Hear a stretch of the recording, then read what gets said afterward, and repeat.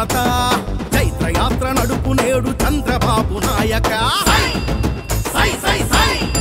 రాయదుర్గం నియోజకవర్గాన్ని అన్ని రంగాల్లో అభివృద్ధి పథంలో ముందుకు నడిపించే చేవ దమ్ము ధైర్యం ఒక్క కాలువ శ్రీనివాసులకు మాత్రమే ఉంది. మెట్టు గోవిందరెడ్డికి లేదనే విషయాన్ని ఇప్పటికే ప్రజలందరూ కూడా గమనించారు. కాబట్టి ఒక అసమర్థుడు ఒక దద్దమ్మని మెట్టు గోవిందరెడ్డిని ఎటువంటి పరిస్థితుల్లోనూ ఆదరించే సమస్య ఉత్పన్నం కాదు. అఖండమైన మెజార్టీతో నన్ను గెలిపించడానికి ప్రజలందరూ కూడా సమాయత్తమై ఉన్నారు.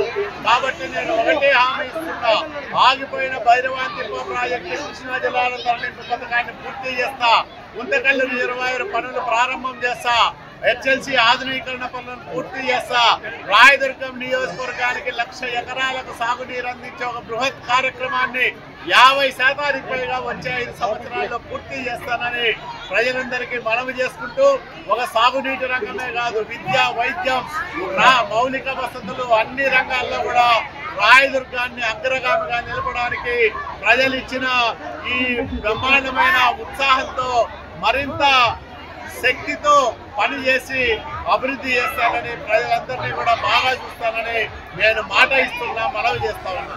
రాయదుర్గం నియోజకవర్గం బాగుపడాలంటే, ప్రజలందరూ బాగుండాలంటే సైకిల్ గుర్తుకే ఓటెయ్యండి. కాలువ సీనన్ననే గెలిపించండి.